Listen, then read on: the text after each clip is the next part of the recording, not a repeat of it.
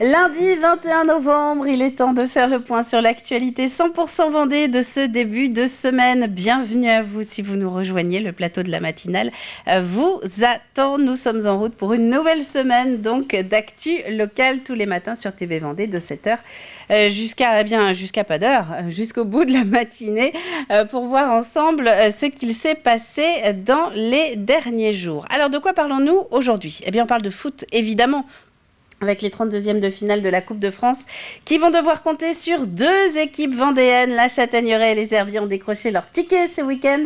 On va voir des images des Herbiers dans le journal. Le VHF qui a réussi à éliminer Guingamp samedi grâce à la séance de tir au but. Et puis on va y revenir évidemment largement dans un quart d'heure avec le journal des sports d'Alexandre Lenaour. Un petit tour dans les allées des premiers marchés de Noël aussi ce matin. Nous serons du côté du Boupère et de Sainte-Cécile qui ont opté pour des formats un petit peu particuliers, vous verrez.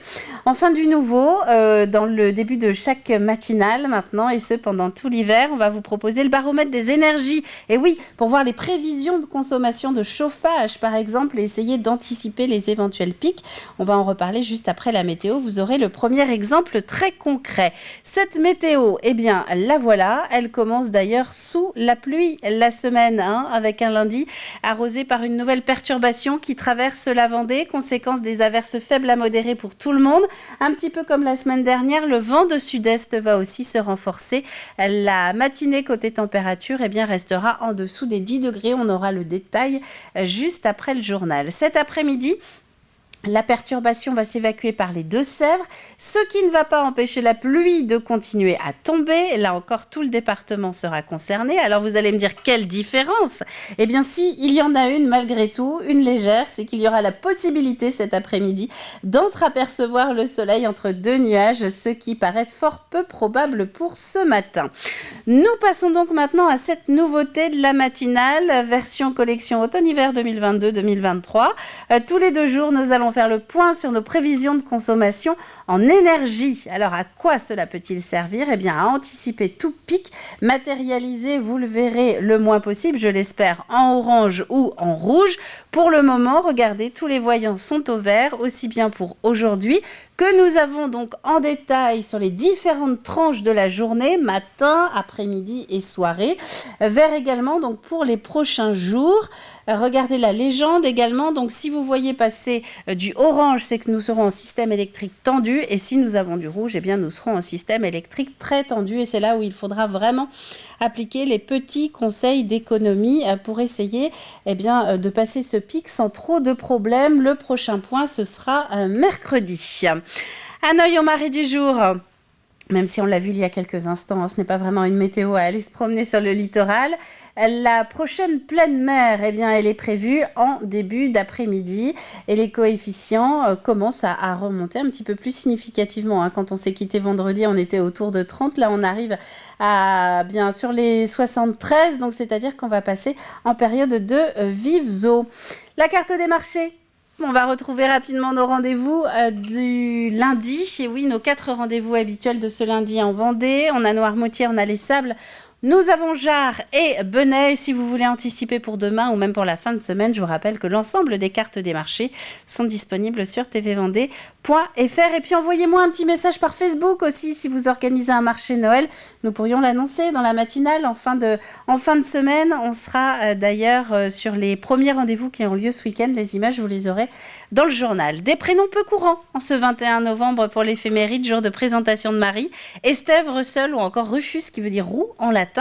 Le soleil se couchera ce soir en Vendée à 17h26. On passe au journal.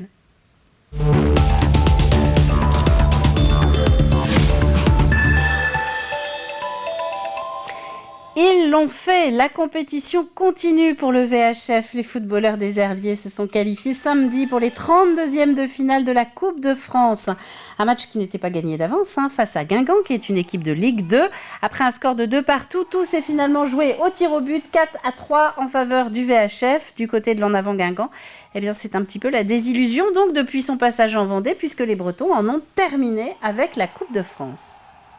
C'est une équipe jeune qui est dynamique et qui, je pense, comme je vous disais tout à l'heure, elle a respecté un petit peu l'adversaire, elle a respecté un petit peu trop le jeu, elle n'a pas donné ce qu'elle donnait d'habitude, mais en deuxième mi-temps, voilà, avec quelques ajustements que l'on a pu faire, elle a été chercher les choses, elle a donné du volume à ce qu'elle est capable de faire et souvent dans ces cas-là, ils sont récompensés par un but qui est assez incroyable, un but magnifique et c'est ce qui fait souvent la différence dans la coupe et donc il faut féliciter vraiment les joueurs parce qu'ils ont bien travaillé, ils ont mérité ce qu'ils ont et je suis vraiment fier d'eux ce soir. Simplement, il faut qu'ils profitent.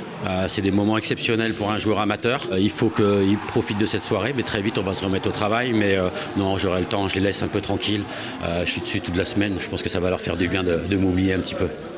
Et il n'y aura donc pas une, mais bien 2 équipes en 32e, puisque la Châtaigneraie s'est aussi qualifiée. Les Vendéens ont sorti l'équipe d'Orvaux, donc de Loire-Atlantique, en s'imposant 1-0. Le tirage au sort de ces 32e de finale de Coupe de France, avec l'entrée en lice de la Ligue 1, est prévu ce soir à 19h30. Dans le reste de l'actualité, il y a cette question. Que faut-il penser de l'hypothèse d'un classement en parc national évoqué pour nos marais bretons et poitevins? A priori, pas que du bien. Il est en tout cas difficile de trouver des habitants ou des élus vraiment intéressés par l'idée. Trop de contraintes et le sentiment de perdre la main sur son propre territoire, comme a pu le constater Colline Davy. Et si le 11e parc national se trouvait en Vendée ? 18 zones humides sont sélectionnées en France et parmi eux nos 2 sites incontournables, au sud le marais poitevin et au nord le marais breton. Au cœur de ce dernier, les avis divergent avec tout de même une majorité de contre. Parce qu'on a envie d'avoir un peu de notre liberté aussi, d'aller pêcher, d'aller ramasser les champignons et tout ça. C'est-à-dire on arrête la pêche, on arrête le ramassage des coquillages, on arrête la chasse, on arrête tout ça. C'est punitif et donc tout ce qui est punitif, vu tous les problèmes qu'il y a actuellement, ça en rajoute une couche et donc il y aura une opposition très forte. Ça va impliquer pas mal de problèmes avec la pêche, avec la chasse. Je suis pour le parc national Beauvoir-sur-Mer, là, parce que je suis un défenseur de la nature et des animaux. L'inspection générale de l'environnement et du développement durable est venue faire un premier rapport, mais pour les locaux, hors de question d'être retenu. Principal point de désaccord, une gestion jugée équilibrée entre tous les acteurs. Je leur demanderai entre autres de stopper et de laisser la parole aux gens du cru. Ce territoire, il est remarquable, il est bien géré par le monde de la chasse, par les éleveurs. Alors qu'est-ce qu'on veut de plus ? C'est beaucoup trop de contraintes. On ne veut pas de ces contraintes. Même son de cloche de l'autre côté du département. Ici aussi, une commission du ministère de la Transition écologique s'est déplacée. Le directeur du parc comprend la démarche, mais ne veut pas non plus de cet avenir pour le marais poitevin. On a accueilli récemment cette commission pour leur dire que nous n'étions pas candidats, que nous ne souhaitions pas être parc national. Non pas parce que la démarche d'augmenter les zones humides en France n'est pas légitime, au contraire, on pense qu'il faut tout faire pour augmenter, il y a besoin d'augmenter les zones humides, mais que notre territoire n'est pas adapté. D'une part parce que je pense qu'on arrive à le gérer intelligemment par l'émanation des élus locaux, que ce soit des 2 régions, des 3 départements et des 91 communes. Et aussi parce que c'est un territoire qui vit avec beaucoup d'activités touristiques, activités économiques, qui ne sont pas compatibles avec la dimension d'un parc national. Si les principaux concernés s'opposent au projet de parc national, pas de quoi s'inquiéter pour le moment. La réponse est attendue pour janvier 2023, mais il est probable qu'aucun de ces 2 sites ne soit retenu. Pas d'emballement et de la mesure, c'est effectivement le message que souhaite passer Pierre Henriet, c'est le député de la 5e circonscription, celle dont dépend justement le marais poitevin. Le dossier n'en est qu'au stade des discussions. Il n'y a rien de lancé aujourd'hui. Quand la secrétaire d'État à la biodiversité a annoncé donc un éventuel 11e parc, d'abord, c'est pas sûr qu'il y ait un 11e parc qui soit labellisé. C'est une proposition qui a été faite et aujourd'hui, vraiment, tous les canaux restent ouverts. Donc évidemment, il faut rester vigilant et encore une fois, moi j'appelle l'ensemble de mes collègues à être tout aussi vigilants que je le suis également sur ce dossier.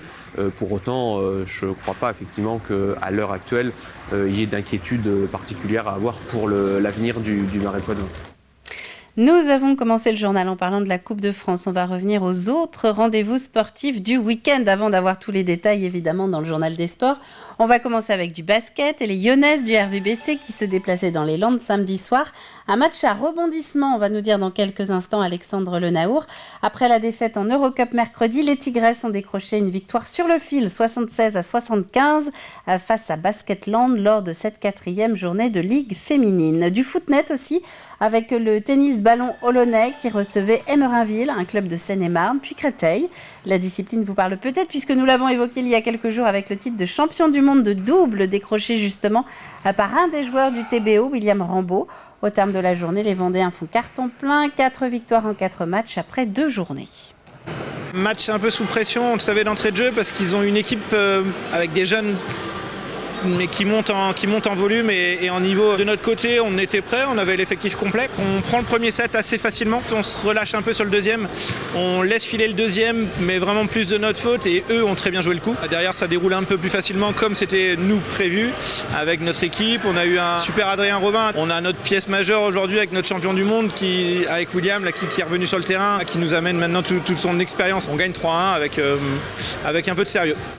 Un mot de voile également avec la route du Rhum qui n'est pas terminée. Du côté des classes 40, on a Xavier Macaire qui devrait arriver dans quelques jours. Il se classe pour l'instant 8e sur 39 concurrents de sa catégorie.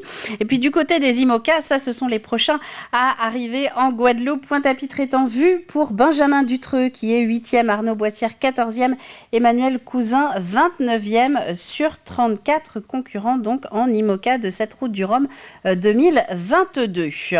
Nous sommes à 35 jours de Noël et certains n'ont pas attendu le début du mois de décembre pour se replonger dans l'ambiance. Les premiers marchés pour trouver des idées de cadeaux et de déco ont commencé ce week-end en Vendée.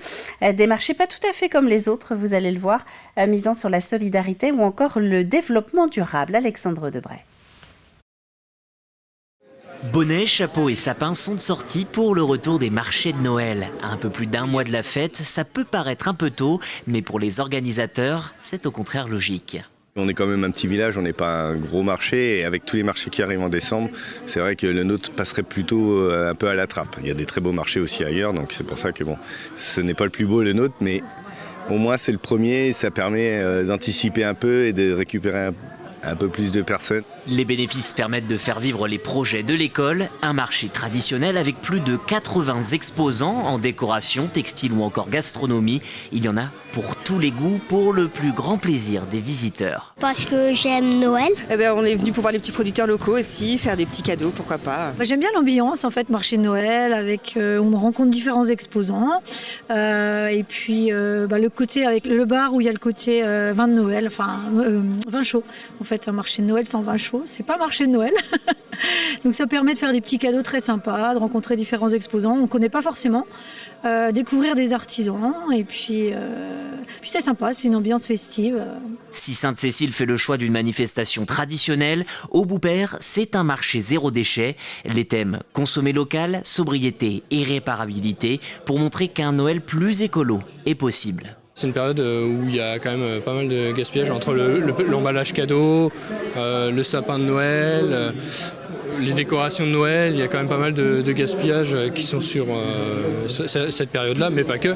C'est important pour nous de créer une action à grande échelle et avec un grand impact. Donc là, on a quand même 35-40 exposants qui sont ici aujourd'hui. Ces exposants sont des experts de la valorisation des déchets, savon sans emballage, maillots de seconde main ou encore légumes déclassés. L'idée, réemployer ces produits que nous négligeons parfois. Il faut arrêter de jeter, c'est ça. Il faut travailler, il faut réfléchir, travailler avec sa tête et cuisiner intelligemment, tout simplement.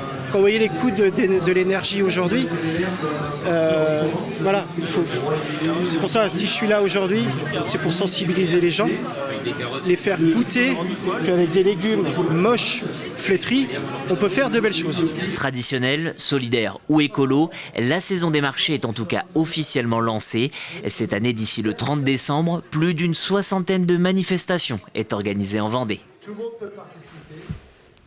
Donc voilà pour l'actualité du jour et on vous le disait tout à l'heure, n'hésitez pas à nous envoyer un petit message, notamment par les réseaux sociaux pour nous dire si vous organisez un marché de Noël, nous pourrons le relayer. Voilà pour l'actu, donc on va passer aux prévisions météo de ce lundi matin. Une journée plutôt pluvieuse, un début de semaine qui va se faire effectivement sous les averses. Ce matin, elles sont un petit peu partout dans le département. Du vent aussi, 50-60 km/h dans les terres, 70 à 80 sur le littoral. Voilà pour le flash. On va maintenant retrouver notre journal des sports avec Alexandre Lenaour qui a pris place juste à côté de moi.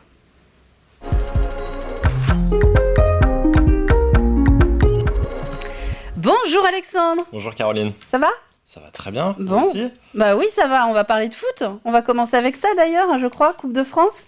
Avec quel week-end ? Et oui, un gros week-end. L'événement du football du week-end, ce n'était pas au Qatar, je vous le dis, c'était à Massabielle, véritablement samedi soir, une affiche de gala avec la réception de Guingamp, une Ligue 2, plus de 3500 spectateurs, avec aussi une chaude ambiance dès ce début de match, vous l'avez vu avec un craquage de fumigène, mais vite refroidi en début de match. Ce sont les Bretons en bleu qui concrétisent rapidement, Gaëtan Courtet bien servi au 6 mètres, ça fait 1-0, mais à peine 5 minutes plus tard, les Herbiers ont l'occasion de revenir dans le match, faute sur Isaac Matondo, penalty, le numéro 10 transforme, 1 partout. Et puis le premier bijou de la soirée, on va le voir, il est signé Dylan Louisère pour les Bretons, frappe du pied droit des 25 mètres, imparable pour Rémi Pillot, 2-1. Les Guingampais font la course en tête, mais ça c'était jusqu'au deuxième but pépite de la soirée, contrôle, frappe du gauche, Lucarne opposé, une égalisation de grande classe par Lucas Dory à la 67e. Ça fait 2-2, on en restera à la direction donc les tirs au but, et le premier tireur herbretais, Jérémy Billy, se loupe. Guingamp va ensuite avoir la balle de qualification, mais le tir breton s'écrase sur la barre. Thibaut Plisson pour les Rouges et Noirs remet son équipe devant avant la délivrance. Rémi Pillot ne plonge pas et stoppe le tir de Jérémy Livolant. Exploit des Herbretais, victoire 2-2, 4-3 au tir au but. Les Herbiers seront donc au rendez-vous des 32e de finale de cette Coupe de France. Je vous propose de retrouver le coach justement des Vendéens, Laurent David, au micro de Cédric Manet. On avait travaillé sur différents scénarios. On leur avait dit qu'on pouvait être mené au score, mais qu'il fallait rien lâcher. J'ai simplement dit à la mi-temps que je trouve qu'on respectait beaucoup l'adversaire, qu'il fallait mettre un peu plus de vie. On avait parlé pendant les différentes causeries de zeste, de folie. Et je crois qu'ils l'ont mis un peu plus en deuxième mi-temps. Et ils ont été chercher les choses. Effectivement, revenir 2 fois au score contre une équipe pro, c'est pas donné à tout le monde. On l'a bien fait. Et puis après, bon, ça c'est le lot, les pénaltys. C'est Rémi qui nous a fait la différence ce soir. Il y a toujours un héros dans ces cas-là. Mais je crois que le héros aujourd'hui, c'est le groupe entier. Ils ont bien travaillé, ils ont mérité ce qu'ils ont. Et je suis vraiment fier d'eux ce soir. Les Herbiers qualifiés, donc il faudra aussi compter sur La Châtaigneraie, l'autre club vendéen engagé dans ce 8e tour, est lui aussi passé. Il jouait à Orvaux, victoire 1-0. Et puis quelques images de communion justement à vous montrer entre les joueurs et les supporters à la fin de ce match. Pensionnaire de Régional 1, La Châtaigneraie tout de même atteint ce stade pour la première fois de son histoire. Le tirage des 32e, ce sera ce soir avec l'entrée en lice des clubs de Ligue 1, avec donc qui sait peut-être, Caroline, un très gros poisson pour les Herbiers et La Châtaigneraie. Ça c'est ce qu'on verra. En tout cas, ce qui est sûr, c'est que quand vous le racontez, c'est comme si on y est. Merci Alexandre. On a revécu un petit peu le week-end de Coupe de France avec vous. Mais il n'y avait pas que du football, il y avait du basket aussi, notamment de la Ligue féminine. 4e journée, Basketland RVBC. Et objectif, se remettre en ordre de marche pour les joueuses de Manu Body qui se déplaçaient donc face à une équipe en méforme en ce début de saison, Basketland. Et ce fut un match à rebondissement. On va le voir, un premier quart-temps favorable aux Lyonnaises. Les Vendéennes sont pourtant loin de faire le plein au shoot, mais elles sont supérieures dans le jeu et mettent la main sur le match. Avantage et plus 12 à la pause pour les Vendéennes, 43-31. Mais en seconde période, tout s'inverse. Les Landaises poussent et reviennent à hauteur des Lyonnaises. Le RVBC mal embarqué, 9 points de retard à l'entame du dernier quart-temps, mais emmené par une Anna Suarez des grands soirs, 24 points au compteur. Les Vendéennes signent un incroyable retour, victoire sur un fil, 76-75. Le RVBC se donne de l'air après 4 journées. Les Tigresses sont 7e sur 12 au classement. Mais c'est une victoire, c'est ce qu'il faut retenir. C'est important. Du basket toujours avec la Nationale 1 masculine, cette fois-ci 10e journée. Chalon qui recevait Tours. Chalon 4e face à Tours 11e et une première mi-temps plutôt délicate pour Chalon en maillot blanc. Plusieurs errements défensifs et beaucoup de points encaissés pour les Vendéens. C'est donc Tours qui est en tête dans ce match, 43 à la mi-temps, 8 points de retard donc pour les locaux et les joueurs de Sébastien Lambert. Ça va être beaucoup mieux en deuxième période. Chaland met davantage d'intensité à l'entamer et resserre sa défense. Les Vendéens aiguisent leur basket face à des Tourangeaux un peu moins bien. À l'entame du dernier quart, Chaland est devant +6 et va même creuser l'écart dans les 10 dernières minutes. Succès 81-64 du VCB qui s'invite sur le podium à la 3e place. L'analyse du coach chalandais Sébastien Lambert au micro de Cédric Manet. Première mi-temps difficile pour nous parce que on fait l'élastique, on n'a pas assez de rebonds défensifs pour pouvoir impacter l'adversaire sur le repli. On court pas assez parce qu'on ne respecte pas nos règles défensives. On a vu la différence en deuxième mi-temps. On a respecté nos règles, du coup on les a embêtés. Et on a pu mettre de l'intensité dans les duels qu'on souhaitait mettre. Nous, il fallait qu'on arrive à réguler la défense, à prendre plus de rebonds, à courir. C'est ce qu'on a fait, c'est comme ça qu'on a fait la différence. On a retrouvé un pourcentage d'adresse digne de ce nom parce qu'on mettait le rythme à la partie, tout simplement. On est sur 43 encaissés sur la première mi-temps, 21 sur la deuxième. Voilà, c'est pour ça qu'on gagne le match, pas pour autre chose. Beaucoup d'ambiance dans un peu toutes les tribunes, en fait, ce week-end, j'ai l'impression. C'était chaud. Du ring hockey National 1 masculine, 6e journée. Et là, c'était un derby vendéen, donc il devait y avoir de l'ambiance également. Le Poiré, la Vendéenne. Grosse ambiance et c'était un derby entre deux équipes plutôt en difficulté en ce début de saison. Le Poiré en noir, l'équipe de la Vendéenne en gris. Et ce sont les Lyonnais qui vont dominer ce match. Ouverture du score à la 5e minute, puis 2 et 3-0. Le Poiré va réduire la marque mais court tout de même après le score. Les locaux sont menés 3-1 à la pause. La Vendéenne va remettre le bleu de chauffe au retour des vestiaires et mène 5-1 à la 39e. Mais les Genoux n'abdiquent pas, loin de là, et remontent. 2 buts en 3 minutes, ça fait 5-3. Mais les Lyonnais vont maîtriser leur copie. Nathan Gefflot signant même un triplé en fin de match. Victoire 6-3 de la Vendéenne sur le parquet du Poiré. Et je vous propose maintenant d'entendre celui qui faisait samedi soir son retour, là où il fut l'entraîneur pendant 11 ans, Marc Salicru, coach des Lyonnais depuis cette saison. On l'écoute avec Sandrine Pelletier. Je pense qu'on fait un match plein jusqu'à la fin, en fait, jusqu'au 5-1, parce que le match, on l'a maîtrisé. Défensivement, on était bien. En mi-temps, on a ajusté quelques petits trucs qu'en première, ils nous ont mis un peu en difficulté. Mais jusqu'au 5-1, bien, on a bien maîtrisé l'équipe de Poiré. Ils ont mis du rythme, ils essaient beaucoup de tirs lointains, donc c'est toujours un peu un facteur compliqué à gérer. On a peut-être un peu pêché de jeunesse, parce qu'on avait quand même des jeunes qui étaient avec nous aujourd'hui. On a un peu souffert sur la fin, mais voilà, là, sur l'ensemble du match, on est content de la perf qu'on a fait. On va parler de footnet maintenant, Alexandre, ou tennis-ballon aussi, pour ceux qui ne connaissent pas forcément. C'est de la division 1, c'était de la 2e journée. On en a parlé un petit peu dans le journal. On avait Olonne-sur-Mer qui recevait Emerinville. Ça se passait à la Salle Océane, donc le championnat, vous l'avez dit Caroline. Pour le tennis-ballon olonnais, l'occasion de mettre à l'honneur notamment William Rambaud, récent champion du monde de double de la discipline avec l'équipe de France. C'était à Prague il y a quelques jours. Et puis William Rambaud qui retrouvait d'ailleurs certains de ses coéquipiers, mais de l'autre côté du filet cette fois, on va le voir, les joueurs du TBO en noir affrontaient d'abord Emerinville, club de Seine-et-Marne. Une victoire en maîtrise acquise 3-7-1. Le TBO jouait ensuite Créteil, là aussi le tarif c'est le même, 3-1. Olonne-sur-Mer fait le plein, 4 victoires en 4 matchs après 2 journées. Et après le premier match de samedi après-midi, Kevin Descamps, le coach du TBO, répondait aux questions de Sandrine Pelletier. Match un peu sous pression, on le savait d'entrée de jeu parce qu'ils ont une équipe avec des jeunes mais qui monte en volume et en niveau. De notre côté, on était prêts, on avait l'effectif complet. On prend le premier set assez facilement, on se relâche un peu sur le deuxième, on laisse filer le deuxième, mais vraiment plus de notre faute, et eux ont très bien joué le coup. Derrière, ça déroule un peu plus facilement comme c'était nous prévu avec notre équipe. On a eu un super Adrien Robin, on a notre pièce majeure aujourd'hui avec notre champion du monde avec William qui est revenu sur le terrain, qui nous amène maintenant toute son expérience. On gagne 3-1 avec un peu de sérieux. Et on va pouvoir justement les retrouver, je crois, sur le plateau de 85 chronos. Aujourd'hui, c'est ça, Alexandre, avec Aurélien Huard. Effectivement, ils seront ce soir dans 85 chronos, donc il faudra bien être là ce soir, 18h45, pour suivre tout cela. Et le rendez-vous, ce sera en direct. Merci pour ce nouveau journal des sports, Alexandre. Dernière petite info voile que vous m'avez apportée discrètement avant. Très rapidement. Mais de toute manière, là, c'est pour nous, là, c'est pour les gens de la matinale. On parlait donc de la route du Rhum tout à l'heure avec Thomas Ruyant, donc, qui est arrivé dans les IMOCA après un duel haletant, et oui, avec Charlie Dalin qui s'était imposé donc en 2010 en classe 40. Donc ça y est, Thomas Ruyant est arrivé premier de la classe IMOCA sur cette route du Rhum 2022. 11 jours, 17h36 minutes et 25 secondes pour nos Vendéens.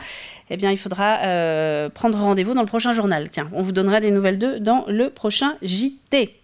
Sur le temps qu'il nous reste, on va passer au jeu de la matinale.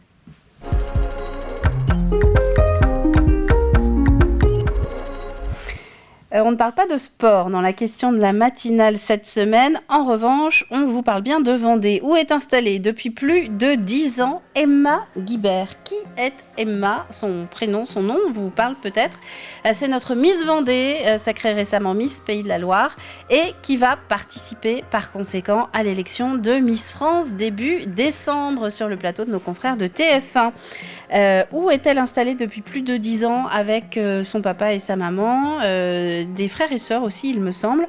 Donc on cherche une commune. Indice du jour, partons en rétro-littoral. À la clé, un gagnant parmi vous qui remportera 2 places pour aller assister au match de son choix du VCB Le Vendée Chaland Basket. Voilà, votre réponse sur tvvendée.fr comme d'habitude. C'est la fin de cette matinale. Merci à vous d'avoir été une nouvelle fois au rendez-vous. On va se retrouver demain dès 7h en direct sur TV Vendée pour un nouvel épisode. D'ici là, très bon lundi à vous tous en Vendée et à demain.